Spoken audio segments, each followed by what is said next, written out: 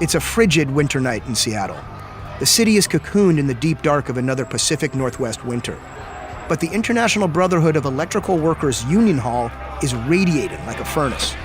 The heroes of Seattle's rock and roll underground are here, playing an all-ages show. It was a sellout. Many were left outside, willing to buy tickets, but there were no more tickets to be found. It's a spectacle. News cameras, police cruisers, a street party. Inside, Blood Brothers, Botch, and Murder City Devils, they're just about torching the place. It got really, really hot in there. It's so hot that the sweat from the bodies started producing up on the ceiling, and it started raining inside the venue. I think that show was the first time I was like, holy shit, like, these kids are out of their minds. Tonight's concert is breaking a citywide tension that's been building for years. Tonight, January 27th, 2001, is a victory party. A couple of hours ago, there was a line to get in that went around the building, and many teens here say that should send a message. For almost 2 decades, a law called the Teen Dance Ordinance has been strangling Seattle's music scene. The TDO banned anyone under 18 from attending concerts or dance parties without a parent or guardian. It made shows like this one illegal. If they want to keep kids off drugs and kids off like wandering around the streets, give us something to do. You know, I'm 16 years old and I can't do anything. It's like, you want us to stay at home and smoke weed, or do you want us to go out and like dance around and have fun? Seattle punks have been fighting for the right to participate in the music scene they helped create. They've battled politicians, parents, even cops in the streets. And tonight, the punks win.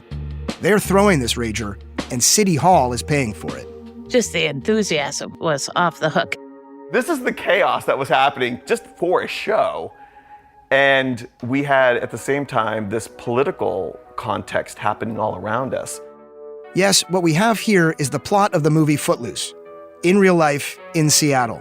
Seattle downtown has a great nightlife for everybody but underage kids. The kids here, man, we're bored. Not anymore. For the first time in years, the kids are cutting loose guilt-free. All we need is Kevin Bacon in the mosh pit. Seattle was never what the world thought it was. When the Nirvana album broke in 1991 and the world descended on Seattle and every band wanted to be Nirvana and every club had grunge-like, Nirvana-like, post-grunge clones playing every night, it was never what the world thought it was because the undercurrent was always the Teen Dance Ordinance. Just the name, Teen Dance Ordinance. If you put it in fiction, anyone reading it would be like, that's a little much. It was so clear by that point that there was an amazing music scene happening in the city, but it was also really clear to me that I wasn't really invited. The story of Seattle music is amazing. You know the bands, the songs, the stars. This stuff is pop culture mythology. But to this day, the story is incomplete. The part where Seattle persecuted its own music community while it was becoming the thing the city would forever be known for, we just don't talk about that part. So what happened? How did a city, especially a city like Seattle, become convinced that music and dancing were an existential threat to its youth? And why did it take nearly 20 years to change people's minds? From KUOW in Seattle, I'm Jonathan Zwickel, and this is Let the Kids Dance.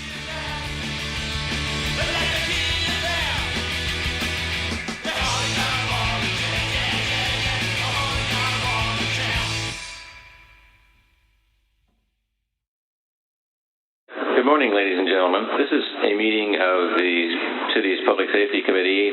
On July 29th, 1985, in a unanimous vote, the Seattle City Council passed Ordinance 112373, the Teen Dance Ordinance. For licenses, the operation of dance clubs, open to persons under the age 18 of... The opening sentence reads, City Council hereby finds and declares that the pervasive problems of runaway children, drug abuse, and abuse of children are problems of such magnitude that they are a matter of city concern and are contributed to by unregulated dance halls. As such, this chapter shall regulate dance halls that admit persons under the age of 18. Runaway children, drug abuse, unregulated dance halls. Clearly, lawmakers in Seattle were feeling some serious pent-up anxiety. Social norms had grown tenuous throughout the 20th century as new, youth-driven subcultures offered more channels for self-expression, and the TDO was an awkward, desperate response. Back in 1985, Seattle was comfortably rough around the edges, a place that kept to itself in the far left corner of the continent. Young people knew there was cool, weird stuff thriving beneath the surface. Gay dance clubs, new wave dive bars, underground punk and metal shows, teen discos. Amid this flourishing underground, by far the wildest thing going was the Monastery. And the Monastery would change the landscape of Seattle forever. In its heyday, the Monastery was famous up and down the West Coast, an all-ages, after-hours nightclub that was also an actual church run by an actual pastor. His name was George Freeman. Freeman was a polarizing figure in Seattle, either Caligula or Christ, depending on your point of view. The stories about the Monastery, they're complicated. Freeman is complicated. He's praised for shepherding a flock of outcasts who found joy and community under his roof. He's blamed for knowingly putting teens in harm's way. However you see it, there's no doubt Freeman and the Monastery triggered Seattle's adult population like little before or since. Hello, George. Today, George Freeman is 85 years old. He agreed to an interview, but it had to be at his home. Producer Matt Martin and I show up on a Tuesday afternoon. Maybe we should go up the stairs and see if he's there. This might be like the wedding? The disco chapel part of the house. If you've driven through Seattle, you've seen George Freeman's house. It's the 4-story glass tower on the edge of Capitol Hill that overlooks I-5. In the afternoon, its facade reflects the glare of the setting sun. At night, it's lit up with garish neon. Maybe you've noticed the sign that reads, "Science is God," or the life-size astronaut in the window. When Freeman hosts his massive parties for July 4th and Pride, the spotlights and laser beams are visible across Lake Union. How are you? Good, how are you? Find anything? Well, I've found a lot of things. This place is full of incredible bits and pieces. We follow Freeman inside. We take the glass tube elevator to the 3rd floor while Freeman takes the spiral plexiglass staircase. We arrive at the kitchen and dining area, adjacent to a pair of glass-walled bathrooms. The circular dining table is set under what looks like a fluffy white cloud embedded into the ceiling. This is where we sit and talk. This is a dream. I made it. It's out of a dream. I got a glass house. Very little did I know that this is where life would take me. Freeman wears a fleece vest over a button-down shirt and a black U.S. Army ball cap. He looks and moves like a man 15 years his junior. Regular guy, relaxed, in good health. These days, he's best known as the presiding chaplain of the Universal Life Church. Yes, that Universal Life Church. Freeman claims to have ordained some 20 million Americans online, giving license to countless unconventional wedding ceremonies over the last 20 years. The Universal Life Church motto is, "We are all children of the same universe." It's posted on every page of the website. Today, I see it all over Freeman's house. That motto was also inscribed over the front door of the Monastery, the nightclub that Freeman opened in Seattle in 1977. The same one the city shut down by court order in 1985. Why what? What is all this about? Why has the city gone crazy over the Monastery? Why did the city go crazy over the Monastery? What did Freeman do to be declared a public nuisance by a county judge? Outside the dining room, day turns to night. The glass house darkens and mood lighting comes up, casting Freeman's face in greens, purples, and pinks. His recollections veer into elaborate digressions. Sometimes they wind back to the original plot and sometimes not. His memory is sharp but inconsistent. Throughout our conversation, I try to glean as much truth as I can, not only from what he says, but also by the way he says it. George Freeman grew up in Spokane, Washington, passed between the homes of extended family members and the local group home for children. He joined the National Guard as a teen in the 1950s and later the U.S. Army, which stationed him around the world. He says he left the military in '63 when his superiors forbid him and other black soldiers to serve at Martin Luther King Jr.'s March on Washington. He made his way to New York in the early '70s, where he started throwing parties in his Greenwich Village apartment. First I did parties in my apartment, and I would charge $1 or $2. I'd get a kegs. I had 2 projectors in the bedroom, and I'd get naughty films. I'd play the naughty films in the bedroom. I would buy big bags of popcorn, so there was popcorn all over, and cold beer. And I gave the doorman $200 or $300, so he was happy. And I invited all the neighbors in my building. So therefore, it was a huge party. I had 400 people in a 2-bedroom apartment. With the success of his apartment parties, Freeman's ambitions grew. In 1973, he and a few investors opened a nightclub in Lower Manhattan, Galaxy 21.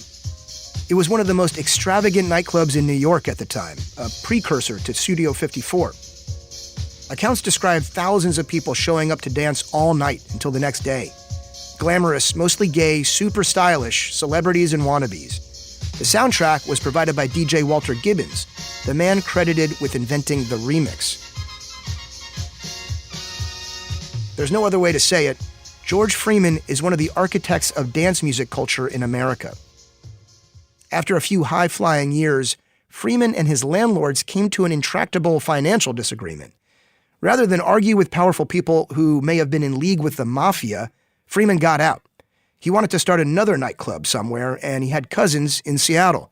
He moved back to Washington, and he brought some of New York with him. I got the doorman, the sound guy, the disc jockey, and I think 2 other people from New York to come out.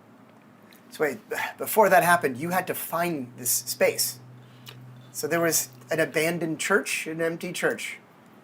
So I saw that church, and I says, oh, shit, look at this.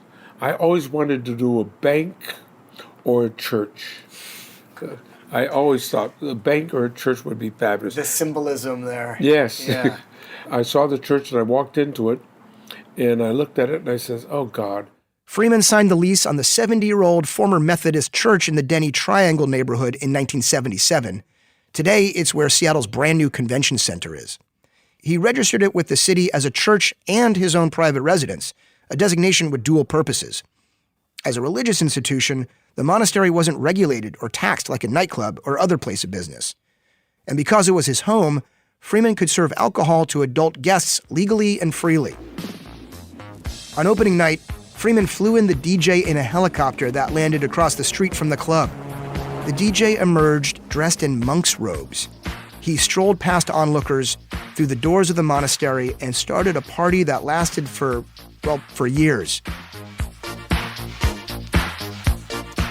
That music you hear, that's DJ Dana Andrews playing the monastery's Red Party in 1983.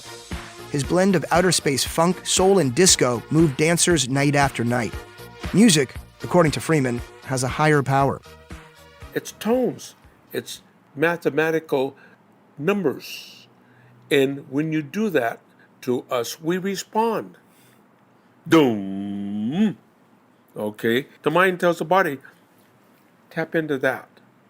And that's where I came to the realization that the music is a message.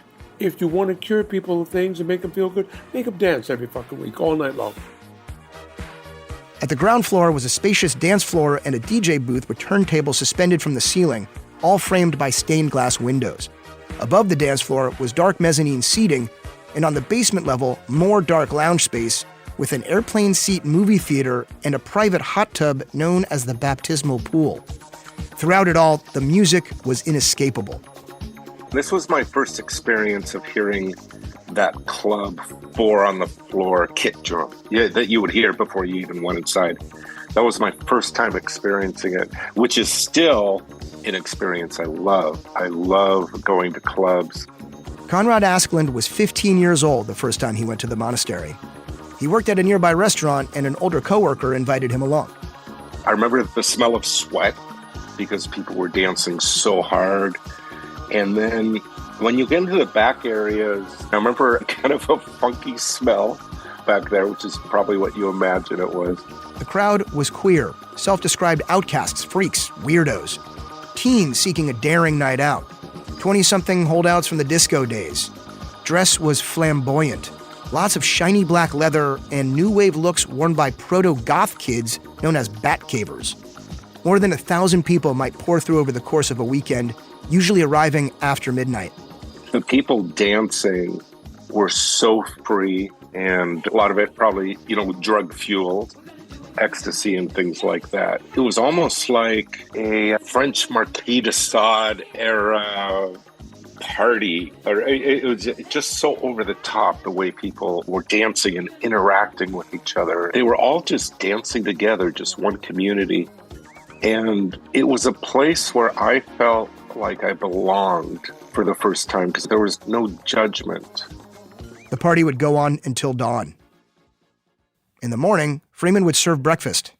Conrad was bullied in high school for what he describes as his effeminate manner. The monastery felt different. It felt like family. For me, it was just a place where I didn't get teased, but for a lot of people, this was the only place they could survive. You can find tons of similar sentiments online. First-person recollections from former regulars describing the monastery as the setting for the best nights of their young lives. Testimony to how significant this place was to so many people. Freeman was in his mid-40s back then. During the day, he opened the monastery to teens with nowhere else to go. Many were runaways and sex workers. Back then, teenage homelessness was a serious problem in the region. A 1972 count found more than 5,000 homeless young people in King County. Life on the streets came with very real dangers. Between 1982 and 84, the Green River Killer murdered 40-some young women, most of them sex workers he picked up off the streets of Seattle. Street life was scary, but so was the monastery's reputation.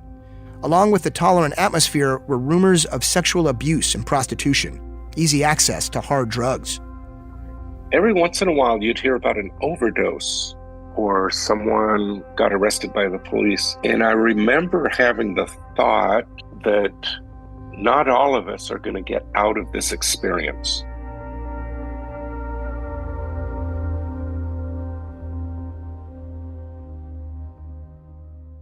Police had their eye on the club starting just 5 months after it opened.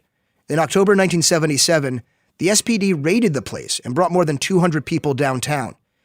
All of them were released. Only 3 were charged with any sort of crime, including Freeman, for providing alcohol without a license. Freeman claimed he was unjustly targeted and harassed by police. Undercover cops continued infiltrating the monastery over the years. Some later testified they witnessed patrons and staff selling marijuana and amphetamines. Only a handful of arrests were ever made for drug sales. No one was ever charged for sexual crimes, but allegations of illicit behavior hovered over the place. So how do you reconcile the sort of dark and light sides of that reality, of what the monastery offered? I guess I don't really reconcile it. I take this partly as the experience of adolescence. Yeah, wow. It just seems like such a collision of contradictions and experiences. A contradiction, yeah, because it was, I guess in what I'm saying, the monastery was beautiful and horrendously ugly at the same time, depending on how you're slicing that experience. One monastery regular I spoke with wouldn't go on the record, but they told me they were molested by adults in this environment that billed itself as a safe place. They said certain adults groomed children, solicited them for sex. I couldn't corroborate their story, but I asked Freeman about it. And I've heard that before, and I know of people that we would not let in because of that. But I also look at it as a 2-part story, and I ask myself, when did you know you were gay? And what straight kid, if you don't have an attraction for a man, regardless of what age you are, you don't continue, you run away and scream. One time, okay, but the second time, or you keep going back, says that you were a hustler making money or you enjoyed sex and you were gay or bisexual. Freeman seems to be blaming the victim here. He's heard similar allegations for 40 years and has made similar denials every time. He said that the age of consent in Seattle back then was 16, and the Bible puts the age of exoneration when a child becomes an adult at 13. Freeman himself was charged with indecent liberties in 1981 in Spokane, nearly 300 miles away from the monastery. This was around the time he operated an all-ages disco there called Waterworks. He pled guilty to 4th-degree simple assault, but we couldn't find any more details about the incident. After wading through endless newspaper accounts, personal anecdotes, and police reports, the only thing I can confidently tell you about the monastery is it defies a single defining narrative. The stories about it are contradictory, obscured by nostalgia or trauma, the haze of late nights and heavy drugs. And a place where thousands of people spent thousands of hours in intoxicated, unsupervised conditions, anything was possible. The mystery of the monastery made it a lightning rod. The hellscape visions of parents, police, and policymakers were likely exaggerated, but some concern was legitimate. Freeman was indeed pushing boundaries, and in the process, he may have tainted the very idea of a safe space for all ages music and dancing. To further complicate the situation, the late 1970s saw a surge of anti-disco backlash. Rock and rollers from coast to coast spurned the music and all its trappings. Beneath the public burnings of disco records ran a sinister undercurrent. See, disco culture was originally made by and for queer people of color. The music, the fashion, the dancing, as it gained popularity, distaste for the style often covered latent homophobia and racism. These days we see similar prejudice against drag performance, which masks a similar unspoken fear. These queer people are coming for our children. The monastery was the most visible of the teen discos in Seattle, but there were others, and they were all popular hangouts and targets for police. By the mid-1980s, incidents at these places were piling up. A stabbing, a shooting, citations for underage drinking. Freeman himself had been found guilty of multiple liquor violations. Local news kept the city apprised of the situation, drawing all sorts of negative attention to the all-ages club scene. It was a time of intersecting moral panics. Gay music on the airwaves, pedophiles in the dance clubs, runaway drug addicts on the streets. All of it intersected at George Freeman's monastery. Caught up alongside were the young people of Seattle. One exasperated dad had enough. A suburban attorney named David Crosby. He founded a parents' rights lobbying group called Parents in Arms. And with hundreds of supporters behind him, he went after the monastery. The question is it dangerous for these kids to be in the clubs all night long? I submit that that is demonstrably so. I certainly don't believe this, but one of the owners of the clubs has said that attending the dance hall is no different from getting an ice cream sundae at Denny's. Now, that's absurd, and we all know it's absurd. In the summer of 1985, David Crosby would get his way. After the break, Parents in Arms attacks the monastery, and from the wreckage, the Teen Dance Ordinance is born.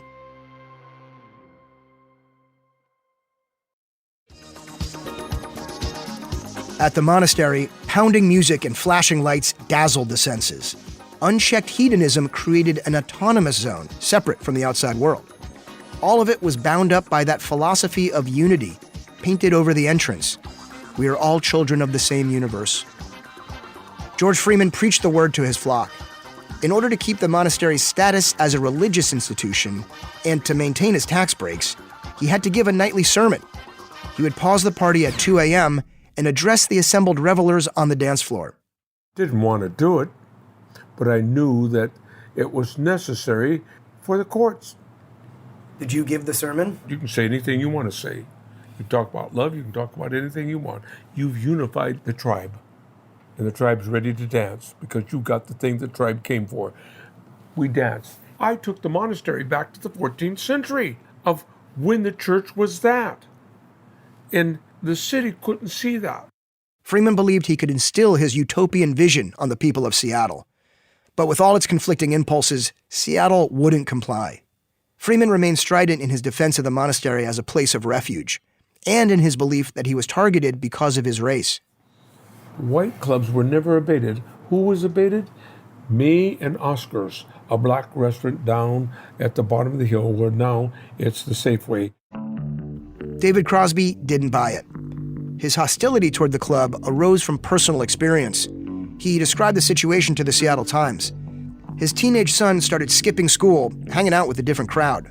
He listened to David Bowie and Iggy Pop, grew out a mohawk, and ran away from home. Crosby learned that the boy was spending his time on the streets or at the monastery. He'd heard the rumors about the place and was terrified for his son's safety. By 1985, Crosby's Parents in Arms lobbying group had grown to more than 200 members. Parents in Arms spawned counterfactions. Youth in Arms and Kids in Action were made up of Monastery regulars. They spoke positively about Freeman and the club to anyone who'd listen. The constant controversy around the monastery made it a magnet for local media. Freeman called the place a church, but to King County prosecutors it was a public nuisance, a teen disco where drug, alcohol, and sex abuse were common. The county wants to prevent Freeman from ever opening another place like the monastery. Thanks to the nonstop coverage, the perception of Freeman as a degenerate grew. I would go in supermarkets and, are you George Freeman? And I'd get this snarly look. I had people coming down, Christians coming down, laying hands on the building to cast out the demons. At one time, I must be honest with you, I did sincerely think of going in the tower, setting it on fire, and dying in there. Freeman was exhausted. The club was under constant surveillance. But despite their continued efforts, police couldn't pin any serious criminal charges. So David Crosby changed tactics. He enlisted the aid of King County prosecuting attorney Norm Maleng, who believed the club could be shut down as a public nuisance by a civil suit. The monastery was hit with a temporary restraining order. Then Freeman's landlord refused to renew the lease on the church. And in the summer of 1985, Norm Maleng brought George Freeman to King County Court. The monastery actively fosters an environment that encourages the sexual exploitation of children, that after ingestion of drugs and alcohol, they are regularly exposed to an environment where sexual acts are openly performed, where offers to engage in acts of prostitution are made, and where lewd acts are common. Freeman elected to forego an attorney and defend himself. The monastery is no different than any other gospel mission or school, Coliseum, Paramount Theater, or Golden Gardens or Alki Beach. The issue of exploitation and pandering for lewd purposes that the state alleges is completely false. Freeman's claim that the monastery was just like any other popular concert venue or public place didn't land. After 10 days and 46 witnesses for and against, the court gave its verdict. A judge declared the monastery a public nuisance after reports of illegal drug use and sexual activity. The doors of the monastery are closed, shut down by a court order, and by a landlord who wouldn't renew George Freeman's lease. David Crosby went even further. He convinced Reverend Kirby Hensley, the founder of the original Universal Life Church, to cut ties with Freeman. Reverend Hensley even testified against him at trial. He is no longer connected with the Universal Life Church, and it's completely stopped because we're definitely against minors being in there and whiskey and things like that, so he was canceled out. The ULC revoked Freeman's charter. He'd later go on to start his own version, Universal Life Church Monastery, the one that got rich doing online ordinations for the likes of Conan O'Brien and The Rock. But that was still years off. The monastery was almost deserted this morning as the club's garish lights reflected onto an empty dance floor. Owner George Freeman was busy trying to sell those lights and anything else he could. On top of it all, liquor violations from 1981 and 83 came back to haunt Freeman after his appeals failed. Freeman fled to California, but was picked up in Alameda and returned to Seattle. He was sentenced to 10 months in King County Jail and served 7. David Crosby got his man, but he wasn't done policing all-ages nightlife. He used Freeman's criminal record to further his crusade. But George Freeman, who is the owner of the monastery, has been convicted 3 times serving liquor in that establishment without a license. He has pled guilty to assault on a minor in Spokane, and he has been convicted of armed robbery in the states of New Jersey and New York. Now, if you're telling me that we can't take that into consideration when we decide whether or not that man should have a license to entertain our children, then as a poet once said, the law is an ass.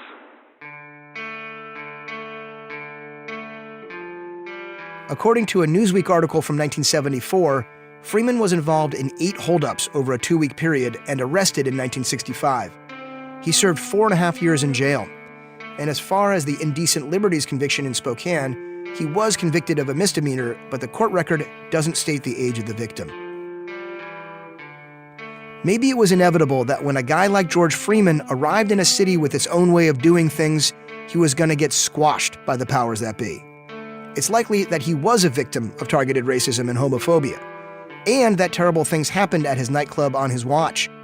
He built a sanctuary for inclusion, and it included people with ill intent. Crosby had gotten close to important people in city government, like Councilmember Norm Rice. Back then, Greg Nichols was Rice's rookie assistant. There was a dad of one of the kids who hung out there, who was a local attorney and very passionately lobbying to have rules put into place to protect his son and kids like that. And he was very, very effective, and he got the ear of my boss. Crosby and Rice partnered with King County Prosecutor Norma Lang, Seattle City Attorney Doug Jewett, and other members of the city council. Together, they concocted legislation they believed would protect Seattle's youth from the dangers of teen dance clubs. The law would prevent a place like the Monastery from ever existing again.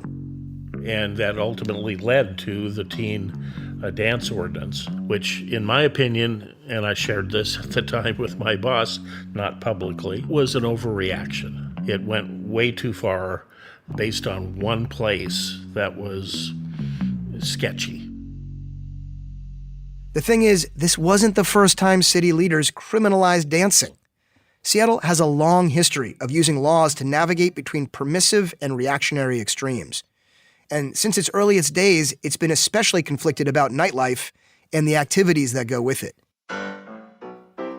In the early 1900s, the Seattle district known as the Lava Beds held the largest concentration of vice in America.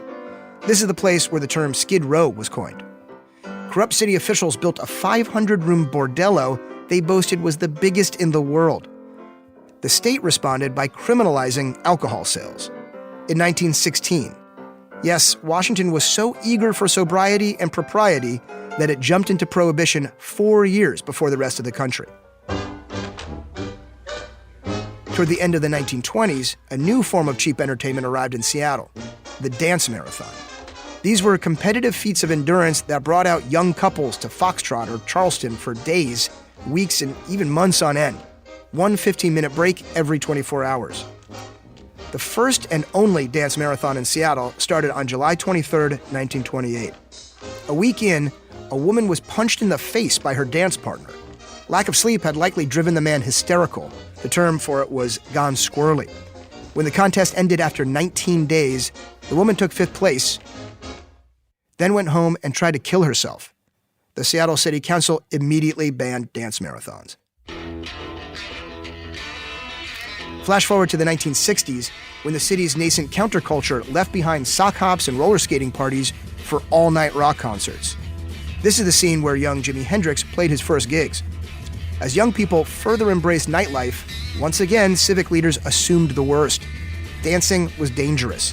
In 1967, they passed legislation that barred people under 18 years old from attending dances without a legal guardian. They called it the Teenage Dance Ordinance. Newspaper reports from the time said the language was vague. It didn't define what a dance is versus, say, a concert. The power of enforcement it gave police was too broad. Perhaps because it was poorly designed, or because it just wasn't effective, the law was never enforced and quickly forgotten. But you can see where this is going. Almost 2 decades later, the Monastery had stoked old fears. Someone had to do something. Seattle Mayor Norm Rice and his allies dug up the old 1967 dance ordinance, stitched the wording into a much more restrictive bill, and gave it virtually the same name. In late June, Rice took the new teen dance ordinance to the city council for a vote. The sheer number of kids who are attracted to the clubs shows convincingly the need for the outlet the clubs provide. The need for the outlet argues for reasonable regulation, not against it. Parents, kids, neighbors must be confident that the clubs are safe, responsibly managed places where kids can go and enjoy rather than being exploited inside or outside the club. The new ordinance stated that anyone hosting a teenage dance or music event with more than 150 people would need to be licensed. People under 16 years old attending such an event would have to be accompanied by an adult, same as those under 18 after 2 a.m. Police officers would have full access on any occasion. The city would be indemnified from any damages incurred at venues. Then there were the expenses. Licensed promoters would have to pay for a comprehensive liability insurance policy worth at least $1 million.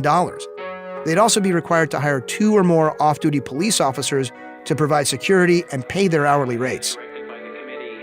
After Rice's opening statement, Nichols read the proposed bill to the people in the room. First, the minimum age for entrance has been increased from 14 to 16. That's the age at which you can enter without a parent. Before the vote, the floor was open to public debate. Young people, parents, nightlife professionals, and school administrators all weighed in for and against. Speaking to the monastery and the alleged problems purportedly that came from the monastery and its attendant publicity, clearly this ordinance is not necessary to address those problems. There are frequently young men in their 20s with cars and generous availability of drugs, alcohol, and free rides, who are corrupting influence any way you care to define that. It's not uncommon for 14 and 15-year-old girls, sometimes boys, to sample 3 or 4 different types of drugs in one person's car. Many of our members can look upon their children's attendance at teen clubs as a major milestone in the development of more serious problems.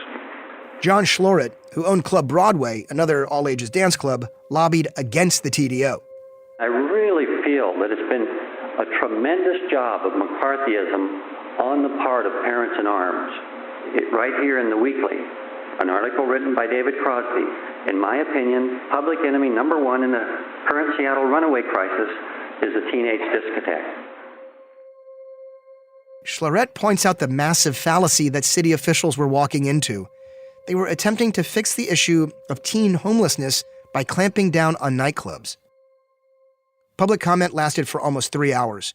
In the end, it all fell back on that old impulse to protect the children. If this council concludes that there is a danger to these children out there, then it has not only the right, but the obligation to do something about it. The council agreed. On July 29, 1985, in a unanimous vote, they passed Ordinance 112373.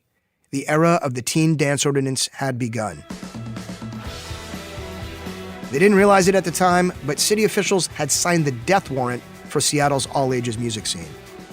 The TDO was not intended, I don't believe, to shut clubs down, other than possibly the Monastery, but rather to set up some structure around which clubs could operate.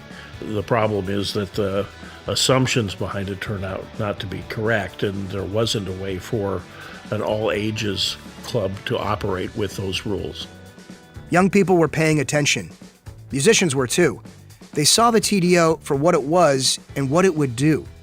It didn't just make hosting dances and concerts cost prohibitive. It also cast teenagers, dancing, and music in a debased and distrustful light.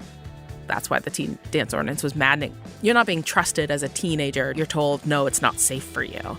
And that it just wasn't true. If you're robbing kids of the opportunity to experience live music, that's critical. They're in those formative years. They're like growing into who they are. This is all the result of this totally unnecessary, totally absurd legislation. Seattle can be liberating and it can be frustrating. I've spent the last 17 years writing about the city's creative community for almost every publication in town. I'm also on the board of directors of an all-ages concert venue here called the Vera Project. I keep a close eye on Seattle's all-ages community. All-ages music is the oxygen that keeps the whole thing healthy. It supplies fresh ideas, new fans and artists, and a spirit of passionate participation. Going back through the decades, so many of the artists the world identifies with Seattle launched from all-ages spaces. The same all-ages spaces that Seattle criminalized. Back at the end of the 20th century, up in the top left corner of the country, a culture clash was inevitable. The survival of free expression and of the music and art the whole world knows and loves was far from guaranteed. Resistance to the TDO started immediately. Young people came together to protest the new law, to fight for their value as artists and as human beings. The road ahead was long, longer than anyone realized, but they were determined to drag Seattle into a new era. Not kicking and screaming, but headbanging and crowd surfing. In our next episode, Seattle police begin enforcing the TDO, and they're not kind about it. As you came out, there was an officer here, there was 2 officers here, and they would run up and hit people as they came out the door. Punks battle cops in the street to stand up for their music. The most repressive era for teenagers in Seattle's history is just beginning. For KUOW in Seattle, I'm Jonathan Zwickel, and this is Let the Kids Dance.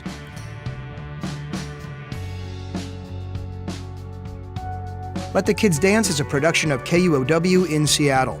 We're a member of the NPR Network, a coalition of independent, listener-supported public media podcasts. Let the Kids Dance is created and written by me, Jonathan Zwickel. Matt Martin produced the show. Jim Gates is our editor. Final mixing by Hans Tweit. Original music is by Ryan Devlin and Kim West of Smoky Brights and Mega Cat. Our theme song is by the Four Slicks covering Bo Diddley. CM Ruiz designed our logo. Special thanks to University of Washington Archive and Cairo 7 for their TV footage. Our production team includes Marshall Eisen, Michaela Giannotti-Boyle, Marian Muhammad, Brendan Sweeney, and Lauren Vespoli. Hey listeners, do you like going to all-ages shows? Did you when you were younger? Did you live through the Teen Dance Ordinance in Seattle? Or were you part of an all-ages scene somewhere else? Tell us about it. Record a voice message on your phone and email it to dance@kuow.org. Thanks for listening.